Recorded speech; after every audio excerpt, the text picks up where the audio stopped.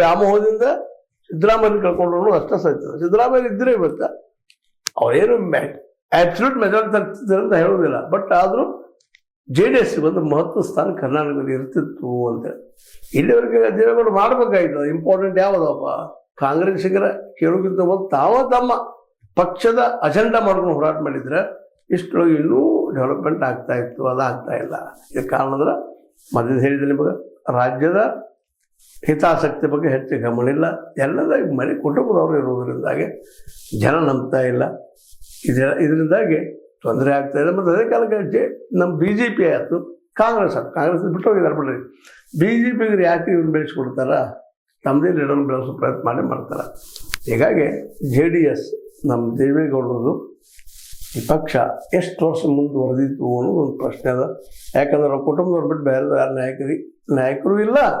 ಅದೇ ಕಾಲಕ್ಕೆ ಇಡೀ ರಾಜ್ಯ ತುಂಬ ತನ್ನ ಸಂಘಟನೆಯೂ ಮಾಡ್ಕೊಳ್ಳಿಲ್ಲ ಅನ್ನೋದನ್ನು ಒಪ್ಕೊಳ್ತಾ, ಅದೇನೋ ಆಗಲಿ ಒಂದು ಪ್ರಯತ್ನ ಮಾಡ್ತಾ ಇದ್ದಾರೆ ದೇವೇಗೌಡರು ಮಾಡಲಿ, ಯಶಸ್ವಿ ಆಗಲಿ ಅಂತ ಮತ್ತೆ ಹೇಳ್ತಾ, ಇದು ನಿಮ್ಮ ಲೈಕ್ ಆಗಿರ್ಬೋದು. ಲೈಕ್ ಮಾಡಿ, ಶೇರ್ ಮಾಡಿ, ಕಮೆಂಟ್ ಮಾಡಿ, ಸಬ್ಸ್ಕ್ರೈಬ್ ಮಾಡಿ. 16 ನ್ಯೂಸ್ ಅರ್ಥ ಸಚಿವ ಕೈಗಳಲ್ಲಿ ವಂದನೆಗಳು.